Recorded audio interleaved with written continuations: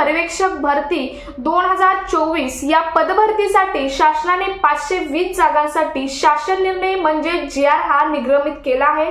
हा GR हा last month मध्येच निर्गमित झालेला आहे, त्यामुळे तुम्हाला या पदभरतीबद्दल बऱ्याच गोष्टी माहित असतील।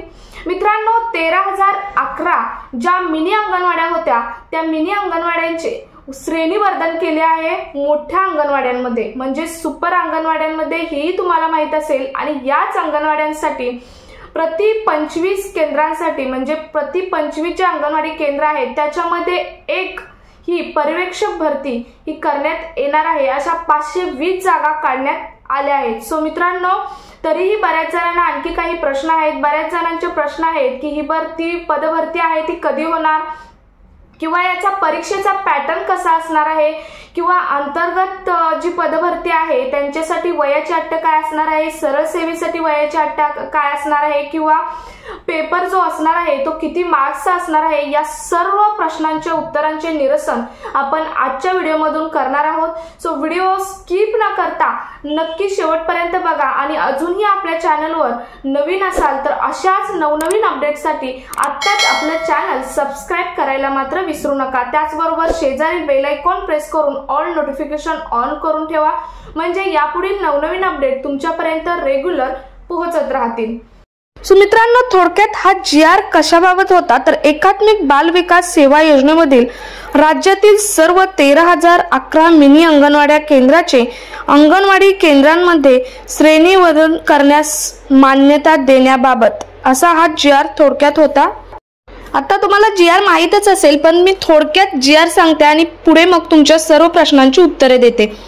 राज्यात एकात्मिक बाल विकास सेवा योजनेअंतर्गत 104 नागरी व 449 ग्रामीण व आदिवासी असे एकूण 553 प्रकल्प कार्यान्वित असून अशी एकूण 1,10,486 अंगणवाडी केंद्रे मंजूर आहेत। आता पुढे या GR मध्ये काय होते ते आपण पाठीमागे एक्सप्लेन केलेच आहे, किंवा बऱ्याच जणांनी एक्सप्लेन करूनही सांगितले का आहे, कारण हा GR हा लास्ट मंथ मधला आहे, त्यामुळे मी थोडक्यात तुम्हाला इथे सांगितलं। पुढे तुमच्या प्रश्नांची उत्तरे पाहूयात। सो मित्रांनो, सर्वात पहिल्यांदा सांगायचं म्हणजे ही जे अंगणवाडी पर्यवेक्षक त्याला सुपरवायझर किंवा मुख्य सेविका जी भरती आहे ती खरंच खूप अत्यंत चांगली भरती आहे। आता मी अत्यंत चांगली भरती असे का म्हटले तर ही ह्याची जे पेमेंट ग्रेड आहे ती S13 आहे। आता तुम्हाला कंपेअर करून मी सांगते, एखादं लिपिक पद असेल तर त्याची जी पेमेंट ग्रेड असते ती S8 असते, किंवा साधी परिचारिका असते त्याची पेमेंट ग्रेड हे S1 किंवा S2 असते। मग तुम्हीच कंपेअर करा की ही ग्रेड किती चांगली आहे, किती छान पेमेंट या ग्रेडसाठी मिळणार आहे। तुम्हाला सांगायचं म्हणजे फॉर एक्झाम्पल 3 वर्षानंतर तुम्हाला 80,000 पर्यंत या भरतीसाठी म्हणजेच या पदासाठी पेमेंट मिळू शकतं। तर S13 ही खूप चांगली ग्रेड आहे आणि म्हणूनच ही पदभरती खूप चांगली आहे। आता तुमचा पुढचा प्रश्न असेल की ही भरती कशी निघणार आहे, म्हणजे या भरतीसाठी 520 जागा आहेत, परंतु कोणासाठी किती जागा आहेत तर या भरतीसाठी 520 जागा आहेत, त्यामध्ये ज्या 260 म्हणजे 50% जागा ज्या आहेत त्या ह्या सरळ सेवेतील जी पदभरती आहे त्याच्यासाठी असणार आहे। तर बाकीच्या 50% राहिलेल्या म्हणजे 260 जागा असणार आहेत त्या जागा या अंतर्गत पदभरतीसाठी असणार आहेत। असा पॅटर्न असणार आहे पदभरतीचा, 50% सरळ सेवेसाठी तर 50% अंतर्गत सेवेसाठी असणार आहेत। आता तुम्हाला अंतर्गत सेवेमधील आणि सरळ सेवेमधील फरक समजला पाहिजे। तर सरळ सेवा म्हणजे काय तर समजा एखादी व्यक्ती या पदभरतीसाठी फॉर्म भरणार आहे तर त्या व्यक्तीचे एज्युकेशन हे पूर्ण पदवी पूर्ण झालेले असावे, परंतु या व्यक्तीला हा अंगणवाडी सेविकेचा कुठलाच अनुभव नाही आणि ती व्यक्ती या पदासाठी फॉर्म भरणार आहे तर त्या व्यक्तीला सरळ सेवेतून फॉर्म भरावा लागणार आहे। आणि अंतर्गत म्हणजे काय तर ज्या व्यक्तीला अंगणवाडी सेविकेचा 10 वर्षाचा अनुभव आहे, ज्या व्यक्तीला अंगणवाडी सेविकेचा 10 वर्षाचा अनुभव आहे अशा व्यक्तीसाठी ही पदभरती ही अंतर्गत सेवेतून भरण्यात येणार आहे। आता तुम्हाला या सरळ सेवा आणि अंतर्गत मधील फरक समजलाच असेल, परंतु अंतर्गत मध्ये हेही अट आहे की 10 वर्ष जर पूर्ण झालेली नसतील किंवा त्याची पदव्युत्तर शिक्षण पूर्ण झालेले नसेल तर यासाठी तुम्हाला फॉर्म भरता येणार नाही अंतर्गत सेवेतून। त्यासाठी त्यांना मग सरळ सेवेतून भरता येईल। त्यानंतर यासाठी मदतनीसचा अनुभव पकडला जाणार नाही, यासाठी अंगणवाडी सेविकेचाच अनुभव पकडला जाणार आहे। मग आता मदतनीसचं काय, तर मदतनीसने यासाठी सरळ सेवेतून फॉर्म भरला तरी चालणार आहे, त्यांचा फॉर्म हा ऍक्सेप्ट केला जाणार आहे। सो तुम्हाला ह्या दोन्हीतला फरक समजलाच असेल। तुमचा पुढचा प्रश्न आणि महत्त्वाचा प्रश्न आहे तो म्हणजे या पदभरतीसाठी वयाची अट काय असणार आहे। तर वयाची अट दोन्हीसाठी वेगवेगळे असणार आहे या पदभरतीसाठी। यामध्ये अंतर्गतसाठी वेगळी आणि सरळ सेवेसाठी वेगळी असणार आहे। तर अंतर्गतसाठी किती असणार आहे, तर अंतर्गतसाठी 45 वर्ष ही वयाची अट असणार आहे, मग ते ऑल कॅटेगरीसाठी।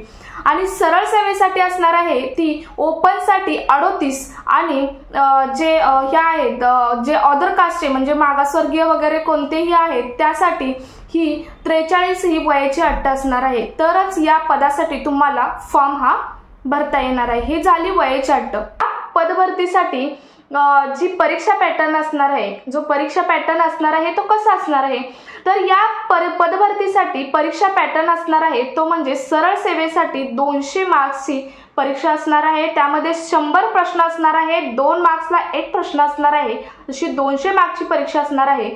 आणि जो अंतर्गत पदभरती आहे त्याच्यासाठी जो परीक्षा पॅटर्न असणार आहे तो 100 मार्क्ससाठी 100 प्रश्न, 1 मार्क्ससाठी 1 प्रश्न असा परीक्षेचा पॅटर्न राहणार आहे।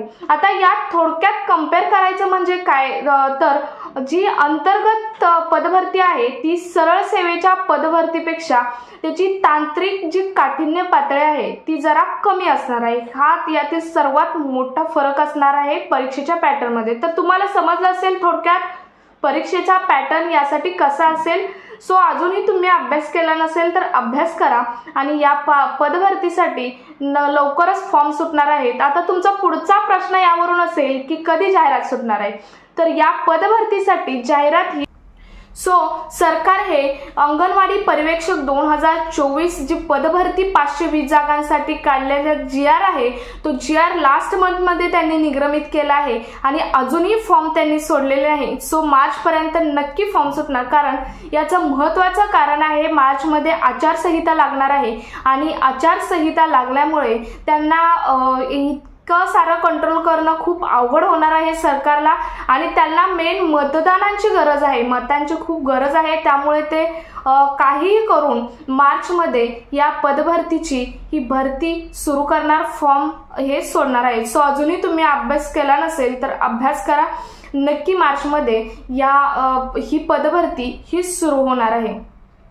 सो माझ्या मते तुमच्या सर्व प्रश्नांची उत्तरे आजच्या व्हिडिओमधून समजलेच असतील। तुम्हाला किती जागांसाठी पदभरती होणार आहे किंवा या परीक्षेचा पॅटर्न काय असणार आहे किंवा अंतर्गतसाठी किती जागा काढल्या आहेत किंवा सरळ सेवेसाठी किती जागा काढल्या आहेत, या दोन्हीमध्ये फरक काय आहे किंवा या परीक्षेसाठी पात्रता काय असणार आहे याची सर्व इन्फॉर्मेशन समजलीच असेल।